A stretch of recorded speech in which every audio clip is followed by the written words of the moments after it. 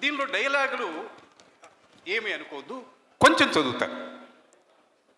ఒక యుగంలో నానమాట విన రాముడు దేవుడైతే మరొక యుగంలో నానమాట వినని ప్రహ్లాదుడు మహనీయుడయ్యాడు.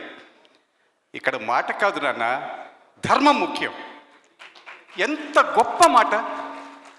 యుగాల మధ్య సమన్వయం, రెండు గొప్ప క్యారెక్టర్స్ మధ్య సమన్వయం. చూస్తేనేమో కుర్రాడు. ఇది ఎంత పౌరాణిక విశ్లేషణ ఉంటే రాయగలరు ఈ మాట. ఒక అద్భుతమైనటువంటి డైలాగ్స్. అదే కాదు, వ్యక్తి పేరులో రాముడు ఉండటం కాదు, వ్యక్తిత్వంలో రాముడు ఉండాలి. The great artist Prakash Raj గారి మాటల్లో ఇది వింటుంటే ఎంత అద్భుతంగా ఉంది. వ్యక్తిత్వంలో రాముడు కనపడాలి, అదే పురుషోత్తముడు. ఈ సినిమా ఎంత గొప్ప సినిమా అంటే